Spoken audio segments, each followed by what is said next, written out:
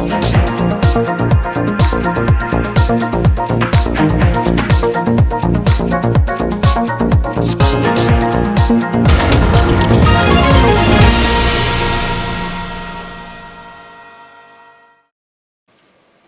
this is Paul McGUIRE with a prophetic emergency alert. We have a lot of stuff to examine and unpack from the Word of God. And I want to talk about this right up front. You know, a lot of the people watching this or listening to this, whether you're listening on the Paul McGUIRE Report or watching on video via one of our many social media channels, the Prophetic Emergency Alert, a considerable percentage of the people who watch or listen to this Paul McGUIRE Report program, there came a place in your life where somebody presented you with information, or however it occurred, you decided to put your faith or to put your belief in Jesus Christ and ask Him to forgive you of your sins, and you asked Him to save you and to make you born again. So the moment that you did that and you believed it, you were authentically, if you will, saved. Now I want to put that thought up on the shelf, and I don't want to lose focus of that thought as we continue along. But you know, we live in a world where we are bombarded, saturated with all kinds of media. We have the internet, we have social media, we have numerous kinds of social media platforms. We have conferences and radio programs and podcasts and broadcasts and all kinds of stuff. And this ministry, Paul McGUIRE Ministries, Paradise Mountain Church International, we utilize a lot of that because it enables us to literally go into all the world and communicate rationally and intelligently the gospel of Jesus Christ. Now, this is a critical thing because right now, if we were to be looking at planet Earth from as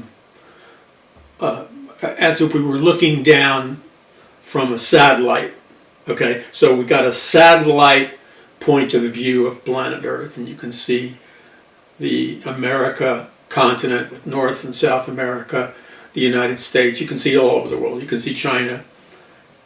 And people are all over the world. They're in different time zones. And they fit into one or two different categories. They're either saved or they're not saved. Now, just for the sake of exercise, just ride with me on this one just a couple of minutes. This is the most important question. Now, if you don't believe in God, I understand that. I was raised as an atheist. I was raised as a militant secular humanist who thought Christians should be committed to an insane asylum. And that's just the start. And this is when I was a young boy. So I despise Christians. I didn't despise Jesus. I just didn't know Jesus. Okay, so we look at these two giant categories. Those that are saved, those that are not saved or don't know if they're saved. So we need to put them in the category of not being saved. Because when you're saved, you know it. The Holy Spirit within you bears witness to that. So if you're saved, according to God's Word, the Bible, the Old Testament, and the New Testament, if you are saved, you are guaranteed entrance into heaven for all eternity. You'll instantly, the nanosecond you die, you will be given a brand new glorified body. That's a supernatural body created in the in the infinite perfection that God had in mind when he created Adam and Eve to live in paradise or the Garden of Eden forever. Isn't it interesting? Yeah, I think this is interesting. You have all these people, and I used to be one of them. You have all these people who don't believe in God, who reject the biblical God, who mock and laugh at the biblical God, which is what I did as a young kid and for quite a few years. So I understand that mentality. But here's the irony. When you're talking about socialism or Marxism or communism and things like that, these powerful political ideologies that are built foundationally on the negation of the Christian God, the biblical God, and biblical truth. These political ideologies are really, if you're truthful about it, and I'm writing about this in my new book, Power from On High, these political ideologies are really Luciferian ideologies, energized by the spirit of Antichrist. You say, well, how can you say that? Because the definition of the Antichrist, now I'm not talking about with the capital A, I'm not talking about the Antichrist who comes to empower the false prophet and get everybody to accept the mark of the beast, a microchip implant or a biochip implant or a nanochip implant or a DNA modified implant, computer to brain, wireless computer to brain, sorry I just dropped a book, wireless computer to brain interface, or wireless satellite to brain interface, and there's a lot more. So the Antichrist is going to use spiritual deception, even in the church. The spiritual deception in the last days in the church is at an all-time high. It's called the Great Apostasy. It's when even people who call themselves believers in Christ, they claim to be Christians, but they have been so powerfully deceived with such a great deception that they're pulled into doing things and believing things that you would never think possible. So here's an example. Spiritual deception. This is very simple, but it's profound. The devil is a liar. Satan is the father of lies. Everything he does comes from, you go to the deepest dimension in quantum physics, and if you were to look at Satan under an electron microscope or some other more powerful instrument, you would see that Satan is evil. He was birthed in rebellion and hatred towards God. I mean, that's not how he started out, but that's what he chose to become. And so his game plan is to deceive as many people on planet Earth as possible, so that, this is the specific agenda, so that they are blinded by the false light, and it's Satan's goal that nobody gets saved. Why? Because when people are saved, they're taken out from under Lucifer's dominion. Right now, in this world that we live in, where people are all around the world, we talked about it. Right now, this world that we live in consists, again, of two kinds of people, the saved and the unsaved. But it also constitutes those people who are deceived by Lucifer or Satan, those people who, whether they realize it or not, are serving Satan or Lucifer, and then those people who refuse to worship Lucifer, and they are worshiping the Lord Jesus Christ, and they're worshiping the Word of God and following and serving God. I mean God Almighty, the biblical God. God the Father, God the Son, God the Holy Spirit. Really simple stuff for people that get stuck in quantum physics. Well, actually, some people who are into quantum physics rightly deduce that the notion or the fact of the biblical triune God, who is a Trinity, again, God the Father, God the Son, God the Holy Spirit, but they're one being. Now, when you looked at this from your flatland, black and white TV mind, which is where most people live, you know, this world was created in living color. And no matter where you go, like I'm in the studio right now, there's colors all over the place. There's colors outside. So that's what real reality is. It's filled with color because that's what God created from the beginning. But there's a whole lot of people, including a whole lot of Christians, who, even though color is all around them, their visual perception, their visual sense is dead to that reality. Even though in real reality color is everywhere, there are many people who are blind, colorblind. All they can see is a black and white world, not the full color spectrum world that we live in.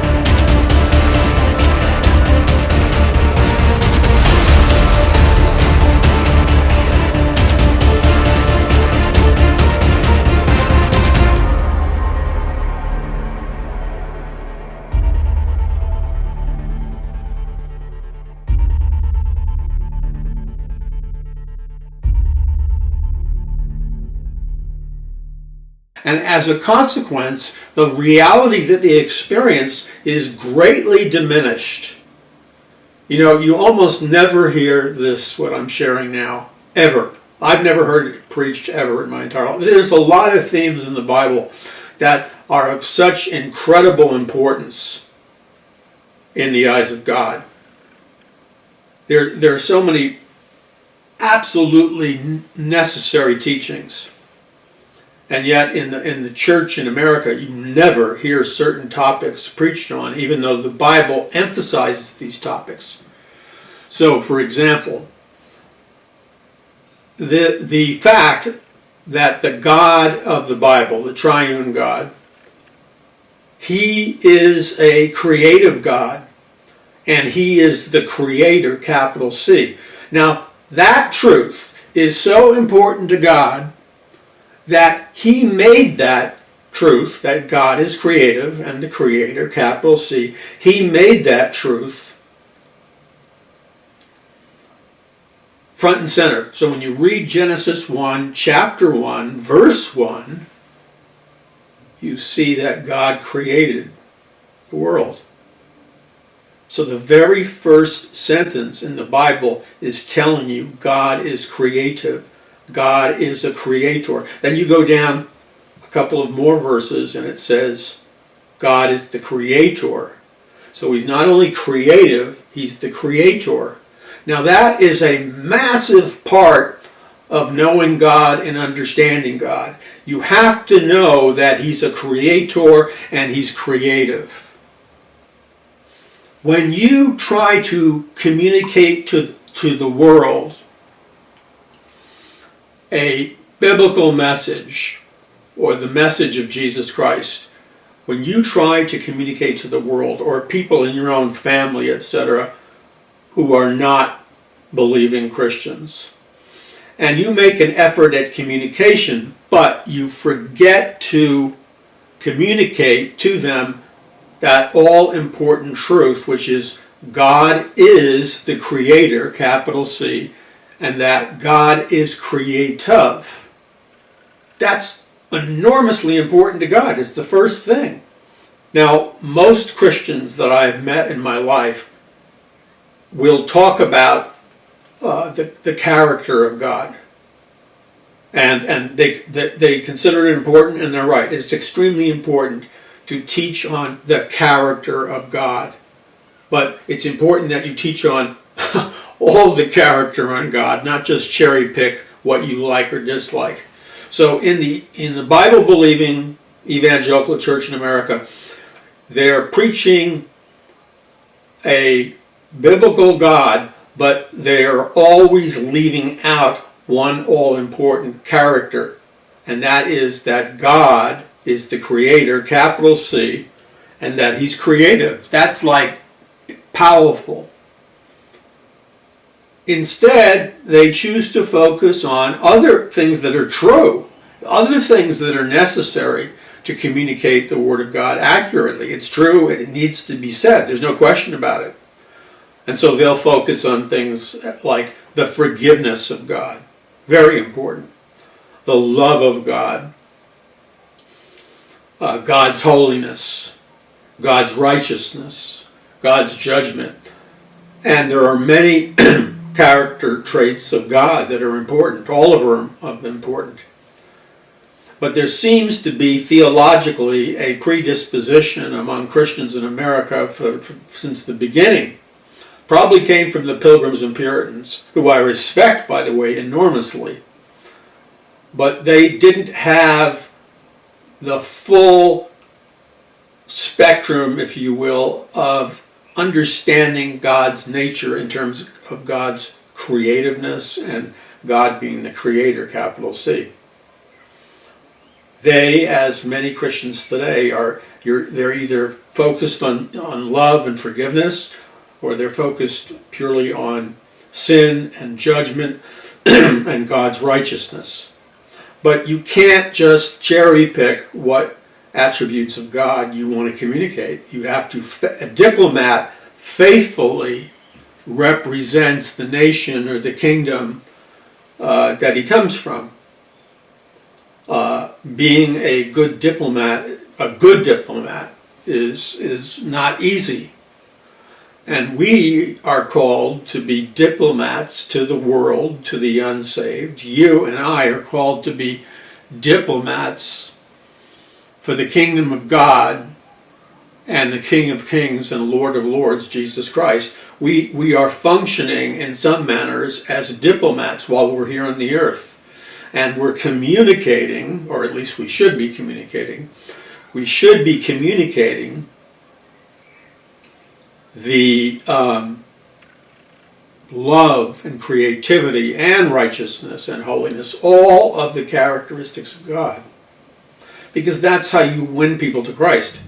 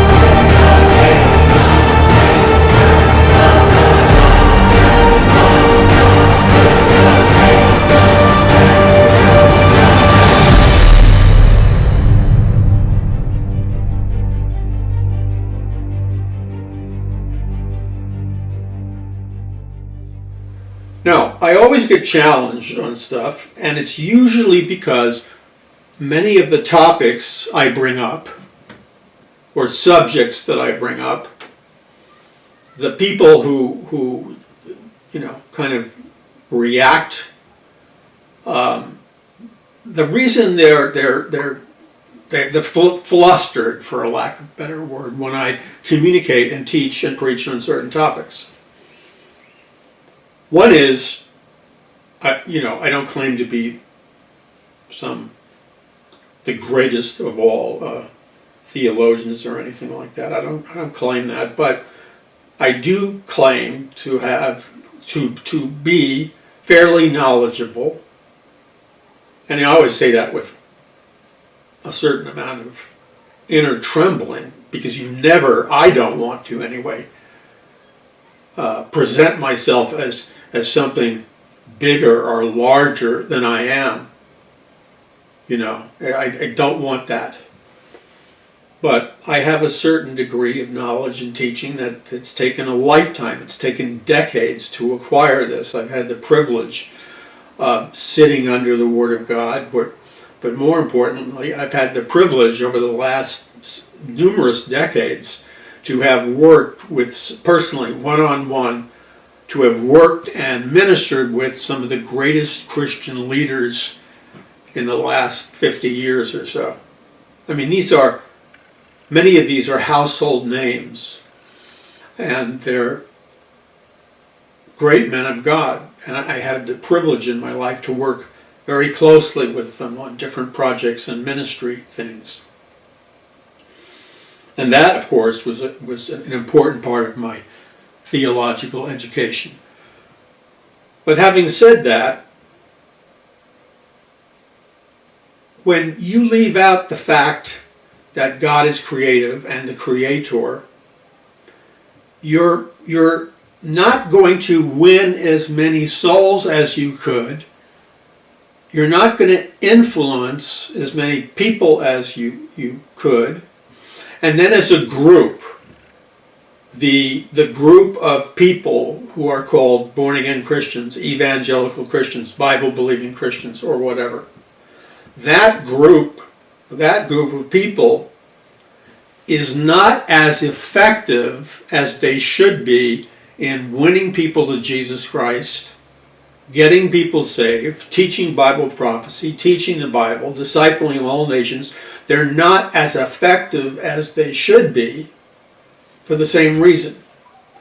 When you, on purpose or inadvertently, whatever, when you leave out the most important character traits of the biblical God, such as the fact that He's the Creator, capital C, that He's creative, that God is love. When you leave something important like that out, you're preaching only part of the gospel. And thus, there are millions of people who potentially could be saved, but they're not saved because you're not preaching the real deal and the whole deal. Now, when I see, and what happens is, when I talk about this stuff, I'll talk to big crowds, small groups, or whatever, it doesn't matter. But the point is, often what I say is I try to be as gentle and delicate as I can. But my personality is somewhat forceful by nature. And I don't intend to overwhelm somebody. My goal is to communicate to them, not to overwhelm them. But a lot of people, when they hear a truth in the Bible that they don't know about, or that the teachers, the ministers, or whoever who have been teaching them the Word never taught them about some very important subject in the Bible, there's a human tendency, even among born-again Christians, to react, to become hostile, if you will, and adversarial to the person who's communicating that truth to them. I don't sit down ever and ask myself, like, self-evaluation with humanistic principles. I don't go down a list like a politician and figure out ways that I can be more seeker-friendly or soft here or reach this market and that market. No. Obviously, I want to reach every market. Obviously, I want to use the brain that God gave me. But my central inner compass is, what does God want me to say to you now, or to this group now? What does God want me to say? And I pray and I wait on the Lord until the Lord instills a message in me. And the Lord showed me very clearly in the last several years that I understood. I have taught on the creativity of God. In fact, you need to go to paulmcguire.us, that's paulmcguire.us, click the button for our Roku channel, ROKU, the Paul McGuire Report Roku channel. It's free. You go there and you click the button for the Paradise Mountain Church meeting where I taught on the creativity of God. And it will open it up to you in prayerfully a big way. So, I'm always challenged. Sometimes people want to take a, poke at me. That's fine. But my response, most often, my response by the grace of God is to instantaneously, without, being mean, but to instantaneously cite a Bible verse or a biblical principle that proves whatever it is I'm trying to share. So in the truth about God's creativity and God being creative and God being the creator, people where is that? Where is that in the Bible? You know what I'm saying? That kind of thing all the time. All the time. And I will respond any number of ways. So I might respond to that question by reading them the passage in Romans where it talks extensively about how God magnifies himself and reveals himself in the creation. In other words, in the stars, in the planets, in the sun, in the sky, in the moon, the waves of the ocean, a little baby, human beings, mountains, trees, all of this is part of God's creation because God's a master artist. And in Romans, it talks about the fact that God uses his creation as like a gigantic holographic painting to show everybody in the world. God reveals himself by the beauty, the majesty, and the massive creativity of nature, of reality, not man's reality, which man ruined. What God created our reality to be paradise, the Garden of Eden. There's been a fall of mankind. But the Bible teaches us that this magnificent creation is designed by God so that when people observe it, when people see it all around them, it testifies, the creation testifies to the reality of God. So in other words, God has multiple plans for being creative. It wins people to Christ. Creativity is an act of love if you're using your creativity properly.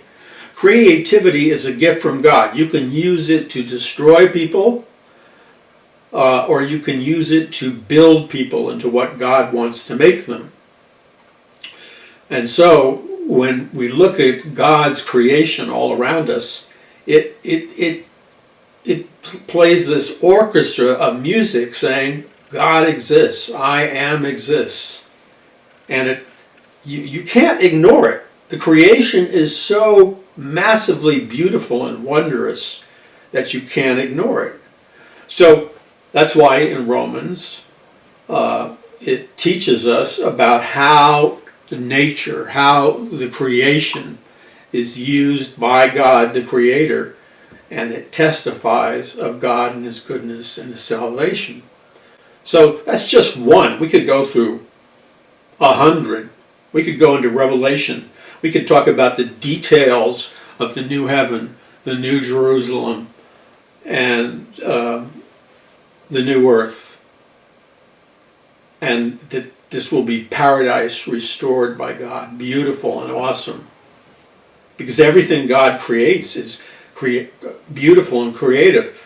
It is fallen man that creates things that dehumanize, destroy, degrade, and for evil purposes.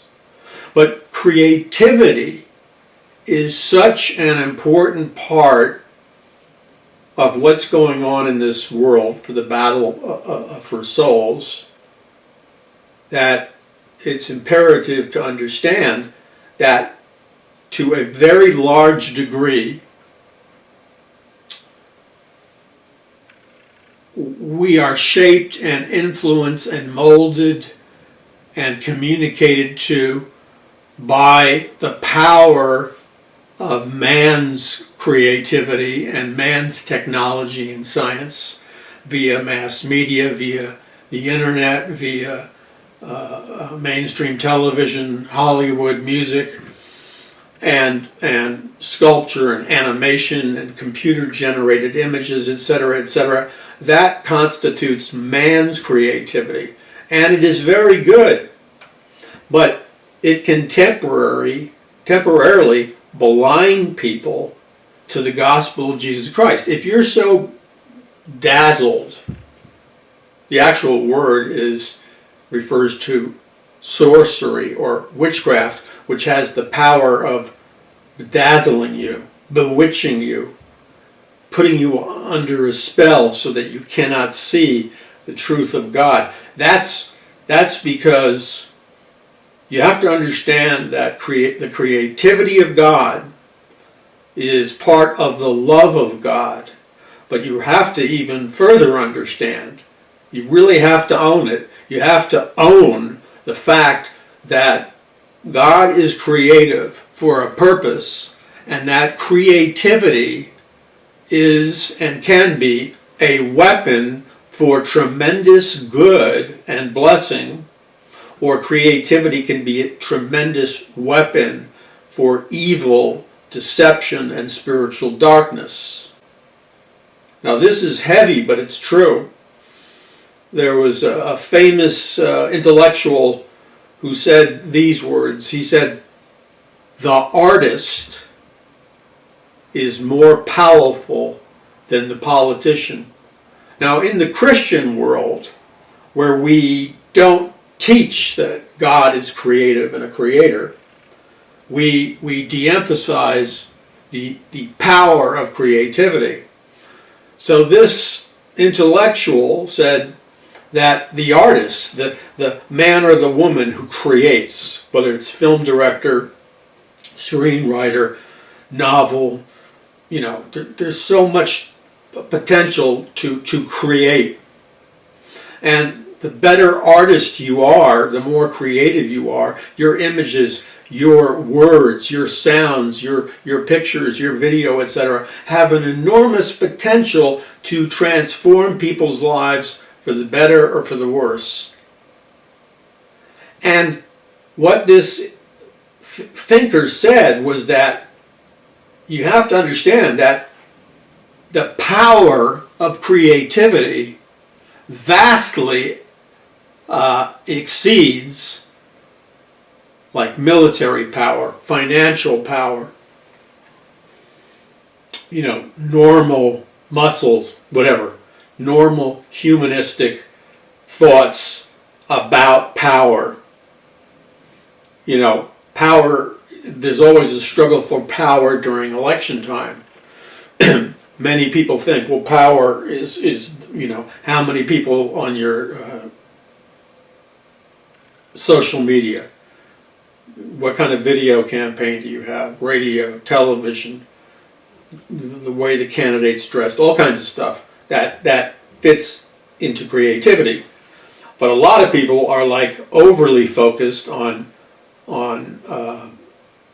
the mechanics and the economics. It's absolutely necessary to have the right mechanics and economics, let's say, in a political campaign.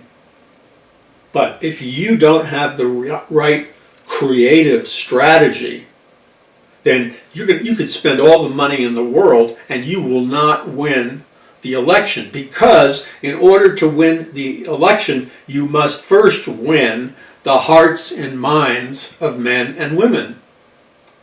And the way that is done is you capture their imagination by your creativity. But if your creativity is lacking, you may have all the money in the world, but you are not successfully winning people, because you don't understand that the most powerful weapon you have, and for Christians I would say besides prayer, is creativity. Communicating your message outside of the box, using your imagination. Why? Because why do you think God said He gave us the mind of Christ? Think about that for a moment. You're listening to a prophetic emergency alert. I'm Paul McGuire. Visit paulmcguire.us. That's paulmcguire.us. Watch that teaching on creativity free on our Roku channel, the Paul McGuire Report. And we have links to all of our social media channels around the world, our video channels, hundreds of hours of Bible teaching I've given, conferences I've spoken at, free, the whole Paul McGuire Report archives for you to listen to, and then all kinds of free stuff. Plug into our social media. It's important that you actually sign on. We don't sell, we don't make available any of people's email lists or stuff like that. It just isn't done. Okay?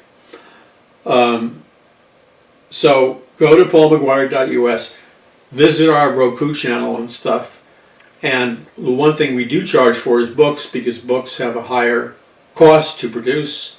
But right now you can save money if you go to paulmcguire.us right now and pre-order my new book, Power from On High. And we have book bundle discounts where you can save money on a whole bunch of best-selling titles from me, Paul McGuire. So visit paulmcguire.us, take advantage of all that stuff. Help spread our message far and wide. Pray for us. And I mean that. We are the body of Christ. We're effective as long as we partner together in the love of the Lord and the unity, not false unity, but the unity of the Lord Jesus Christ. God bless you. This is Paul McGuire. Visit paulmcguire.us.